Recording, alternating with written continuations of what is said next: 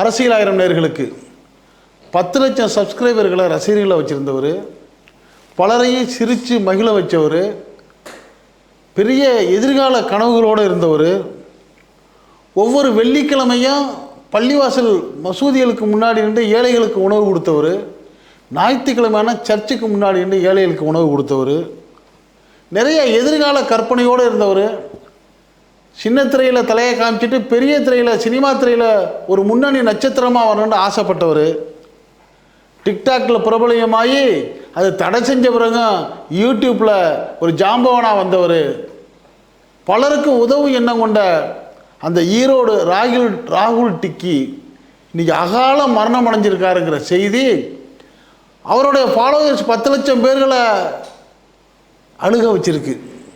அவருடைய டிக்டாக்கை அவருடைய இன்ஸ்டாகிராமை பார்த்து மகிழ்ந்த அந்த ஃபாலோவர்ஸு, சிரித்து மகிழ்ந்த ஃபாலோவர்ஸு இன்றைக்கி அழுகுறாங்க. இவருடைய இந்த அகால மரணம் அந்த ஃபாலோவர்ஸை மட்டும் இல்லாமல் தமிழ்நாட்டில் உள்ள அவருடைய ரசிகர்கள் எல்லாருக்குமே ஒரு பெரிய அதிர்ச்சியான செய்தியாக இருக்குது. இப்படிப்பட்ட நிலையில் ராகுல் மரணத்தில் சில சந்தேகங்களையும் வெளியில் வராத சில உண்மைகளையும் நம்ம இந்த காணொலி மூலியமாக நம்ம ரசிகர்கள்ட்ட பகிர்ந்துக்கிறதுக்கு தான் இப்போ நம்ம வர்றோம். இந்த வீடியோவுக்கு முன்னாடி போகிறதுக்கு முன்னாடி ஒரு சின்ன வேண்டுகோளை நம்ம அந்த அரசியலாகிற நேயர்களுக்கு இளைஞர்களுக்கு வச்சுட்டு போகலான்னு ஆசைப்படுறோம். அது என்னென்னா, தயவு செய்து இளைஞர்கள் 2 சக்கர வாகனத்தில் அல்லது காரில் போகிறப்ப உங்களுடைய வேகத்தை கட்டுப்படுத்துங்க. தயவு செய்து நீங்கள் 100 தாண்டி போனீங்கன்னா உங்களை தேடி 108 வந்துடும் அப்படிங்கிற ஒரு செய்தியை சொல்கிறோம். கவனமாக போங்க, மெதுவாக போங்க, பொறுமையாக போங்க, எச்சரிக்கையாக போங்கங்கிற ஒரு வேண்டுகோளை வச்சுட்டு இப்போ நம்ம வீடியோக்குள்ளே போவோம். ஈரோட்டில் வாழ்ந்த ராகுல் டிக்கிங்கிற ஒரு இளைஞர் மிக ஆற்றலாக இருந்தார், அழகாக இருந்தார், ஒரு ஏழ்மையான குடும்பத்தில் பிறந்தார். அவருக்கு கிஷோருங்கிற ஒரு சகோதரர் உண்டு. இப்படி 2 பிள்ளைகளை பெற்ற அவருடைய தாய் ஒரு முஸ்லீம் மதத்தை சேர்ந்தவங்க. அவங்க தன்னுடைய கணவரை பிரியக்கூடிய சூழ்நிலை ஏற்பட்டு அந்த பிள்ளைகளை ரொம்ப கஷ்டப்பட்டு வளர்க்குறாங்க. ரொம்ப கஷ்டப்பட்டு வளர்த்து அந்த பிள்ளைகளுக்கு எல்லா விதமான உணவு உடை தேவைகளை எல்லாம் அவங்க நிவர்த்தி செய்து கொடுத்து தன் பிள்ளைகள் ஒரு உச்சத்துக்கு வரணும், உயர்வான இடத்துக்கு வரணும்னு சொல்ல கற்பனையோட கவலையோடு அந்த பிள்ளைகளை வளர்த்து வர்றாங்க. அந்த பிள்ளைகளும் தன் தாய் நம்மளை வளர்க்குறதுக்கு படுற கஷ்டங்களையெல்லாம் பார்த்து நாம் முன்னேறி ஏதாவது அந்த தாய்க்கு நல்லது செய்யணுங்கிற எண்ணத்தோடு தான் இருக்கிறாங்க. அப்படி எண்ணத்தில் இருந்த இந்த ராகுல் டிக்கி என்ன பண்ணுறாரு, செருப்பு கடையில் வேலை பார்க்குறாரு, கூலி வேலை பார்க்குறாரு, ஏன் ஒரு கட்டத்தில் சாக்கடையை சுத்தம் பண்ணுற வேலை கூட பார்க்குறாரு. அப்போ அவர் மனசில் என்ன நினைக்கிறாரு, திருடக்கூடாது, பொய் சொல்லக்கூடாது, உழைக்கணும், உழைச்சி வர்ற சம்பாத்தியம் நல்லது தானே நினச்சி உண்மையாக உழைக்கிறாரு. இப்படி உழைக்கிற அந்த மகனை பார்த்து தாய் என்ன பண்ணுறாங்க, சந்தோஷப்படுறாங்க, பெருமிதப்படுறாங்க. இருந்தாலும் தன் மகன் ஒரு உச்சத்துக்கு போகணுன்னு ஆசைப்படுறாங்க. இப்படி வர்ற கட்டத்தில் தான் இந்த ராகுல் டிக்கி என்ன பண்ணுறாரு, டிக்டாக் பண்ண ஆரம்பிக்கிறாரு. இந்த டிக்டாக்குங்கிறது உங்களுக்கெல்லாம் தெரியும், ஒரு கட்டத்தில் தடை செய்யப்பட்டுருச்சு. தடை செய்யப்பட்ட உடனே இவருக்கு தன்னுடைய அந்த சிறப்புகளையும் தன்னுடைய ரசிகர்களுக்கு ஏதாவது ஒரு மகிழ்ச்சிப்படுத்துகிற மாதிரி செய்திகளை சொல்லணுங்கிற ஆர்வம் வந்ததுனால இன்ஸ்டாகிராமில் அவருடைய நிகழ்ச்சிகளை போட ஆரம்பிக்கிறாரு. அப்போ கிட்டத்தட்ட அவருக்கு 10 லட்சம் ஃபாலோவர்ஸ் வந்துடுறாங்க, 10 லட்சம் ரசிகர்கள் வந்துடுறாங்க. இவர் போடக்கூடிய அந்த நிகழ்ச்சிகள்லாம் எப்படி இருக்கும்னா, ரொம்ப ரசிக்கிற மாதிரி இருக்கும், சிரிக்கிற மாதிரி இருக்கும், மகிழ்ச்சியாக இருக்கும், அதில் சின்ன சின்ன மெசேஜ்கள் கூட வரும். இதெல்லாம் விரும்பி என்ன பண்ணுறாங்க, இவருக்கு ரசிகர் கூட்டம் நிறையா சேர்ந்துருது. சேர்ந்த பிறகு இவர் என்ன பண்ணுறாரு, சில சின்ன திரையில் ஷார்ட் ஃபிலிம் நடிக்கிறது கூட போகிறாரு. அதுக்கு மேலே ஒரு கட்டத்தில் இந்த யூடியூப் இப்போ வந்துருச்சுங்கள்ல, ஒரு யூடியூப்பை துவங்குறாரு. அந்த யூடியூப்பில் இவருக்கு 1 லட்சம் ஃபாலோவர்ஸ் வந்துடுறாங்க, சப்ஸ்கிரைபர் 1 லட்சம். இப்போ யூடியூப்பில் 1 லட்சம் சப்ஸ்கிரைபர் வந்துட்டால் என்ன பண்ணுவாங்க, ஒரு சில்வர் பட்டன் ஒரு சீல்டு கொடுப்பாங்க. 1 லட்சம் வந்தால் சில்வர் பட்டன், 10 லட்சம் வந்தால் கோல்டு பட்டன், இப்படி கொடுப்பாங்க. இந்த 1,00,000 வந்து இவருக்கு சில்வர் பட்டன் வந்தோடனே இவர் அதை வாங்கி ரொம்ப சந்தோஷப்பட்டு மகிழ்ந்து தன் தாயிட்ட கொடுத்து என்ன பண்ணுறாரு, ஆசி வாங்குறாரு. இவர் நிறைய நிகழ்ச்சிகளில் நடித்த உடனே சில இடங்களில் இவருக்கு பாராட்டு விழாக்கள்லாம் நடக்குது. தன் தாயோடு போயிட்டு தனக்கு கிடைக்கிற பாராட்டை தாயிட்ட பகிர்ந்துக்கிறாரு, மகிழ்ச்சி அடைகிறாரு. இப்போ இவருடைய வாழ்க்கை தரம் வந்து ஓரளவு ஸ்டாண்டர்டைஸுக்கு வர்றப்ப இவருடைய கற்பனை என்ன ஆகுதுன்னா, ஏன்னா இவர் இயற்கையாக அழகாக இருக்கிறாரு, சுறுசுறுப்பாக இருக்கிறாரு, உழைக்கிறாரு, தான் எப்படியாவது ஒரு திரையுலகத்துக்கு போயிடணுங்கிற அந்த முனைப்போடு அவர் செயல்பட்டுக்கிட்டு வர்றாரு. இவருடைய முன்னேற்றத்திற்கு எந்த வகையிலையும் தாய் தடையாக இருக்காமல் ஒத்துழைப்பாக இருக்கிறாங்க. அப்படிப்பட்ட அந்த தாய் என்ன பண்ணுறாங்க, இவருக்கு திருமணம் பண்ணி வைக்கிறாங்க. கோவையை சேர்ந்த ஒரு பெண்ணை திருமணம் பண்ணி வைக்கிறாங்க. அந்த திருமணம் பண்ண அந்த பெண்ணுக்கும் இவருக்கும் கருத்து வேறுபாடாகி 6 மாதத்தில் பிரிஞ்சிடுறாங்க. அதுக்கு பிறகு இந்த இன்ஸ்டாகிராம் ஃபாலோவர்ஸ் இருக்கிறாங்கள, 10 லட்சம் இன்ஸ்டாகிராம் ஃபாலோவர்ஸில் ஒருத்தராக வந்தவங்க தான் அந்த தேவிகா ஸ்ரீங்கிற ஒரு பெண்ணு.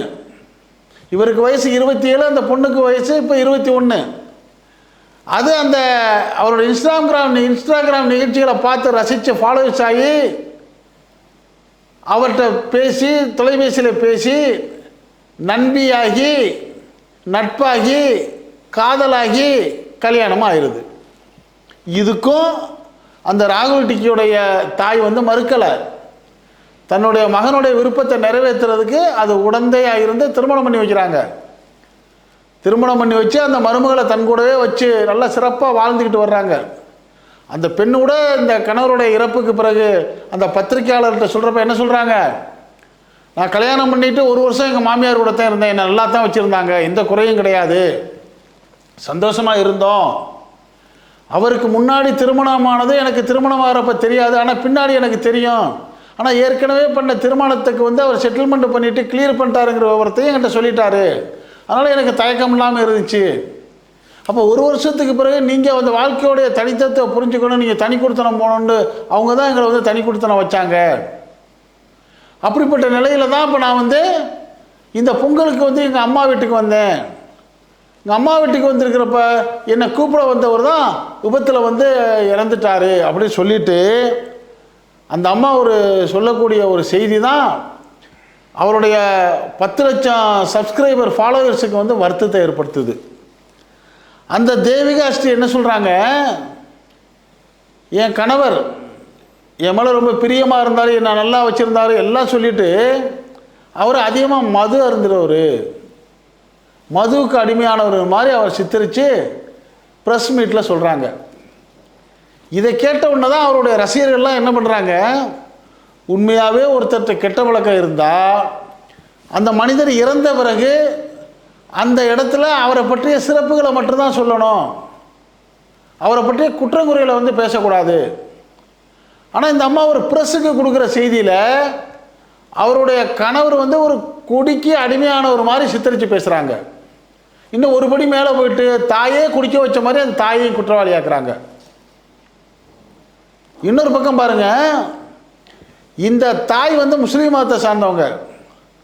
அவங்க வந்து ஒரு மத துவேஷம், அவங்க வந்து தன் மகனை வந்து முழுக்க ஒரு இஸ்லாமிய நான் வளர்க்கணுன்னு ஆசைப்பட்டிருக்கணும், அப்படி அவங்க செய்யலை. ஏதோ ஒரு நார்மலாக சராசரியாக இருந்துட்டாங்க.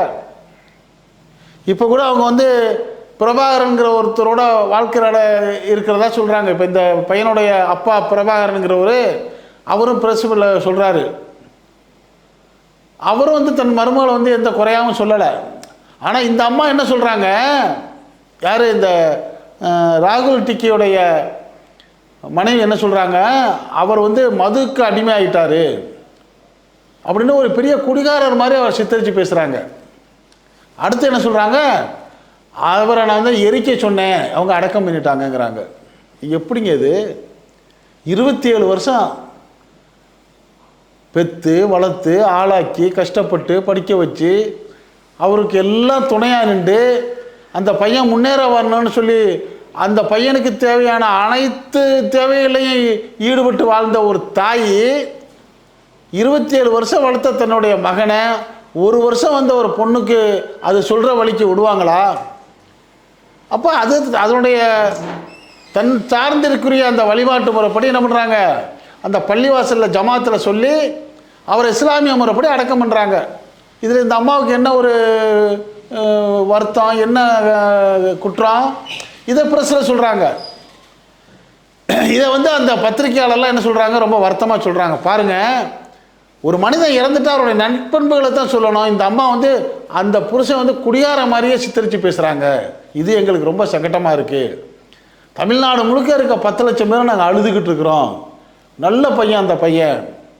அவருடைய தம்பி அந்த கிஷோருங்கிறவர் யார், இந்த ராகுக்குட்டியோடைய தம்பி கிஷோர் வந்து அவர் புலம்பி அழுகுறாரு. ஐயோ, எங்கள் அண்ணன் எவ்வளோ உதவுங்க எண்ணம் கொண்டவன், வாழ்க்கையில் முன்னேறணும்னு துடித்தவன், ஒவ்வொரு வெள்ளிக்கிழமையும் பள்ளிவாசலுக்கு போயிட்டு என்ன பண்ணுவான், அந்த முன்னாடி உள்ள ஏழைகளுக்கு உணவு வாங்கி கொடுப்பான், ஞாயிற்றுக்கிழமை சர்ச்சுக்கு போயிட்டு ஏழைகளுக்கு உணவு வாங்கி கொடுப்பான், இப்படி ஒரு எல்லார்ட்டையும் அன்பாக இருந்தவன் இப்படி போயிட்டானே அப்படின்னு அவன் கதறான். அவனுடைய நற்பண்பை சொல்லி கதறான்.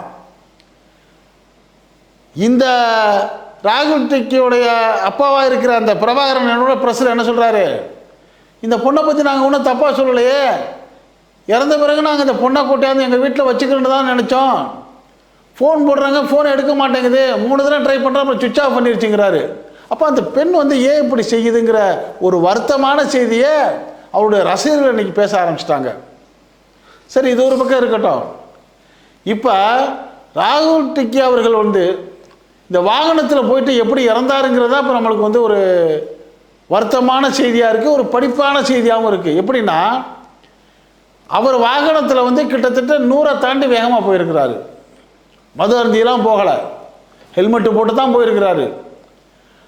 அப்போ அவர் என்ன பண்ணுறாரு, அந்த சென்ட்ரல் மீடியான்னு சொல்லுவாங்கள்ல, பேரிகார்டு மாதிரி வச்சுருப்பாங்க சாலையில், அதில் போகிறப்ப அவர் என்ன பண்ணுறாரு, சில இடங்களில் நம்மளுக்கே தெரியும், சில வளைவுகளில் வந்து வேக கட்டுப்பாடில் வந்து நம்ம வந்து வண்டியை கண்ட்ரோல் பண்ண முடியாது. அப்போ என்ன பண்ணணும், மெதுவாக போனால் தான் கண்ட்ரோலே ஆகும், இல்லாட்டி ஏதாவது போய் இடிச்சிடும். அந்த மாதிரி ஒரு வேகமாக போனதோடைய விளைவு என்ன பண்ணுறாரு, அந்த சென்ட்ரல் மீடியா பேரிகார்டில் போய் மோதி வேகமாக போய் மோதிட்டார், கண்ட்ரோல் பண்ண முடியல, மோதிட்டார். அப்போ ஹெல்மெட்டு நசுங்கி மண்டே உடஞ்சிருக்கு, ஆள் ஸ்பாட்டில் இறந்துட்டார். பெரிய வருத்தமான செய்தி. இந்த வருத்தமான செய்தி யாருக்கு, இதை பார்க்கக்கூடிய வாலிபர்களுக்கும் வருத்தமான செய்தி, எச்சரிக்கையான செய்தி, படிப்பனையான செய்தி. அதனால தான் நம்ம இந்த வீடியோ ஆரம்பிக்கிறதுக்கு முன்னாடியே சொன்னோம், தயவுசெய்து இளைஞர்களே நீங்கள் 100 தாண்டி போகாதீங்க, உங்களை தேடி 108 வந்துடும் சொல்லி. ரொம்ப பேர் இப்போ என்ன பண்ணுறாங்க, அந்த வண்டியில் ஏறின உடனே சைலன்சரை கழட்டி விட்டுட்டு தட்ட தட்ட தட்டன்னு சத்தம், பின்னாடி வண்டி வர்ற சத்தமும் கேட்காது, முன்னாடி வண்டி வர்ற சத்தமும் கேட்காது. இவங்க போயிட்டு இருக்க குறுக்க ஒரு நாய் ஓடியா இருந்தாலும் தெரியாது, போகிற வேகத்தில் ஒரு நாயே வருது, இல்லை ஏதோ ஒரு வேறு ஒரு வாகனம் வருது, மோதனா என்ன ஆகும், செதறி போய் விழுந்து அடிபட்டு இறந்துருவாங்கல்ல. இப்போ 108 போய் படுக்க வேண்டிய நிலைமை வந்துடும்ல, உயிரே போயிடுச்சே. அதனால் இப்போ நம்ம வந்து இந்த காணொளி மூலியமாக நம்ம வந்து இளைஞர்களுக்கு சொல்லக்கூடிய தயவான அன்பான வேண்டுகோள் என்னென்னா, இது மாதிரி இனிமேல் யாருக்குமே நடக்கக்கூடாது. நாடு முழுக்க இருக்கக்கூடிய இளைஞர்கள் வந்து நீங்கள் மெதுவாக போங்க. இப்போ 60-70 போகிறதுக்கு 100-120 போகிறதுக்கு என்னங்க வேறுபாடு, ஒரு இடத்துக்கு 1 மணி நேரம் ஆகுதுன்னா நீங்கள் ரொம்ப வேகமாக போனால் ஒரு 10 நிமிஷம் முன்னாடி போவீங்க, அவ்வளோதானே. 10 நிமிஷம் தாமதமாக போகிறதுனால என்ன உங்களுக்கு கெட்டு போகுது, உங்கள் வாழ்க்கையே பல வருஷம் இழக்கிற மாதிரி சூழ்நிலை வந்துருமேங்கிற ஒரு கருத்தை சொல்லிவிட்டு நம்ம வைக்க வேண்டுகோள் என்னென்னா, மெதுவாக போங்க, நிதானமாக போங்க. உங்கள் வேகத்தையெல்லாம் எதில் காட்டுங்க, உழைப்பில் காட்டுங்க, தொழிலில் காட்டுங்க, வாழ்க்கையில் முன்னேறதை காட்டுங்க, மக்களுக்கு நன்மை செய்கிறதுல காட்டுங்க. வாகனத்தில் வந்து மெதுவாக போங்க, எச்சரிக்கையாக போங்கிற நல்ல கருத்தை தான் சொல்கிறோம். எனவே இது போன்ற ஒரு விபத்துகள் இனிமேல் நடக்கவே கூடாது, எல்லாரும் நல்லா இருக்கணும். அதனால் இந்த செய்தியை வந்து உங்கள் நண்பர்களுக்கும் உறவுகளுக்கும் ஷேர் பண்ணுங்கள். இது போன்ற முன்னெச்சரிக்கை தகவல்களை நாட்டில் 4 பக்கம் நடக்கக்கூடிய செய்தியை உங்கள் வீட்டுக்குள்ளே 4 சுவருக்குள்ளே கொண்டு வந்து சேர்க்கக்கூடிய நம்ம அரசியல் ஆயிரம் சேனலுக்கு இதுவரை சப்ஸ்கிரைப் பண்ணாதவங்க சப்ஸ்கிரைப் பண்ணுங்கள். மறக்காமல் பக்கத்தில் இருக்க பெல் ஐக்கானை கிளிக் பண்ணுங்கள். அப்போ தான் நம்ம போடக்கூடிய ஒவ்வொரு செய்தியும் உங்களுக்கு நோட்டிஃபிகேஷன் காட்டும். நீங்கள் விரும்பிய செய்தியை பார்க்கலாம். என்று இணைந்திருப்போம். நன்றி.